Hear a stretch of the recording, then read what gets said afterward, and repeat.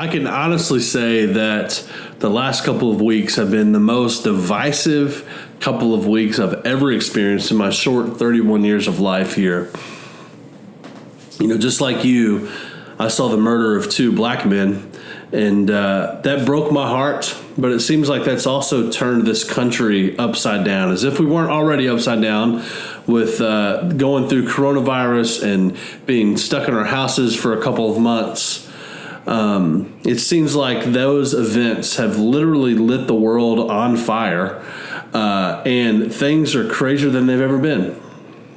And on my feed, just like on yours, I see people that say Black Lives Matter, or people that say all lives matter, or that police lives matter, or they reject the idea of white privilege, or they embrace the idea that there's white privilege. And all of this is creating differing opinions on everything, and everything's coming at us. And what do we need to do, right?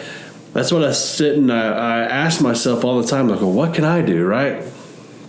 And I'm not going to pretend to have all those answers, but I do want to be really clear on where I stand and where our church stands on this issue. And I just want to say that racism is a very real thing. But racism is a very evil thing, and I believe it's from the devil.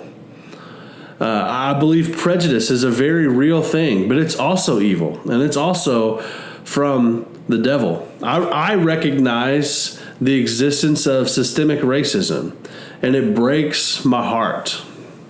And I hate that we're even having to have this conversation right now. But make no mistake about it, that racism is a very, very real thing, and I want to be committed to doing my part in changing that reality. But as I think about what's going on right now in the world, and honestly what's been going on for generations, God brought me to another time in history where another people group faced a very difficult time, all because of a lie. You see, when the church first started, they were under the reign of a guy named Nero. He was the emperor of Rome, and this guy was a bad, bad man. I mean, I'm talking, he was up there with people like Hitler. Terrible. This guy killed his stepbrother. He murdered his stepbrother, murdered his wife, and even murdered his own mother.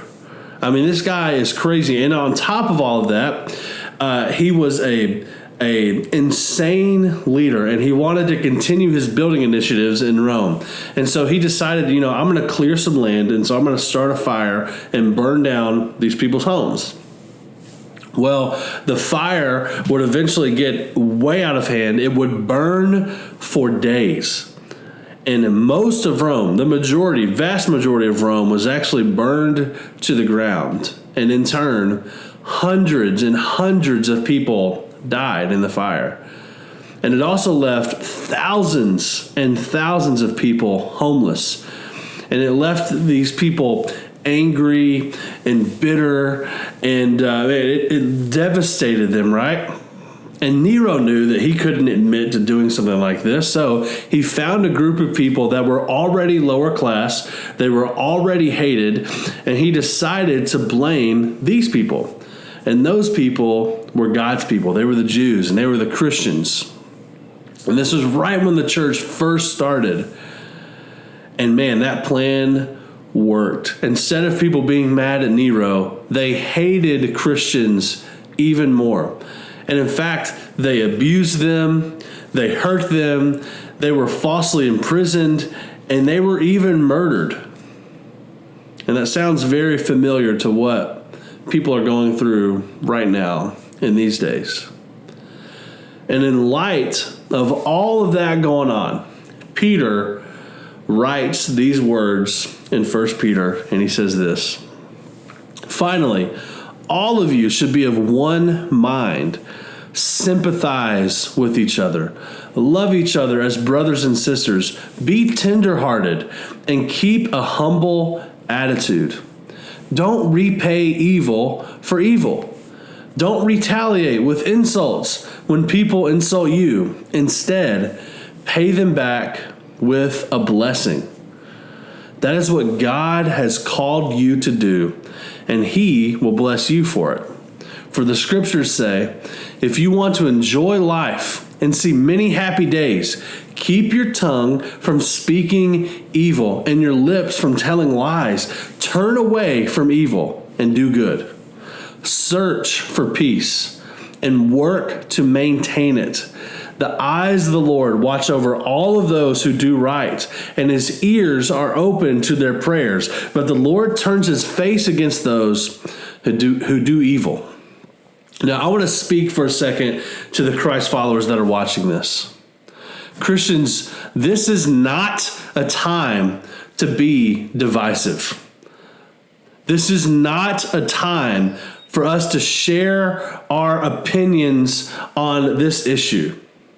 This is a time for us to be of one mind, just like this scripture says, and for us to sympathize with those who are hurting. And here's the deal. Sympathizing means to listen and feel the pain that someone else is going through. Regardless of your views, regardless of your opinion on the matter, we need to sit and listen and sympathize with the people in our country right now that are hurting. I believe that when we do that, something powerful is going to happen on the inside of us and help change us.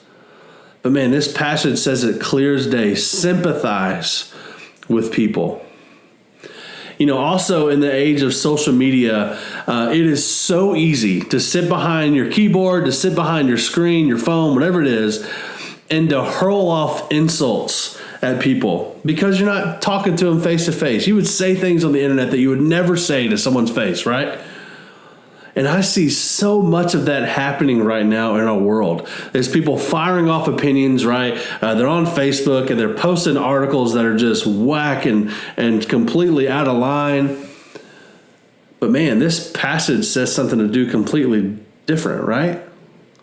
It says to stop hurling insults, but instead speak a blessing over people. What would this world look like if only the Christians did this, right? Man, our Facebook feeds would be filled with hope. They'd be filled with encouragement. But instead, there's so many people firing off things that are mean, to be honest with you, and they're insensitive right now. This passage calls us to take a higher road, and that's the road of sympathy and blessing. And you know, I love what it talks about at the end of this passage, and I'm just going to read it one more time. I'm going to read it slowly, and then we'll be done. But it says, if you want to enjoy life and see many happy days, keep your tongue from speaking evil and your lips from telling lies. Turn away from evil and do something good.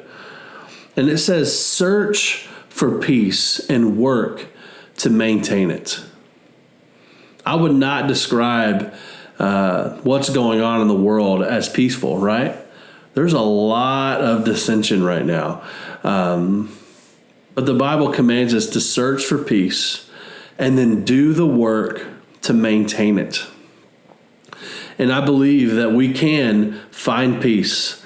I believe that we can maintain peace in this time right now. And I want to be committed to being a part of the solution and not a part of the problem.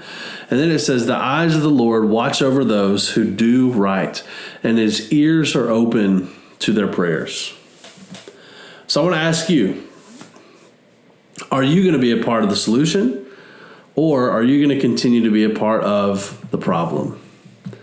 I know for me, I want to be a part of the solution. I want to do what it takes to make sure that all people are loved equally, all people are treated equally, and that's going to take a lot of work, and that's going to take a lot of time.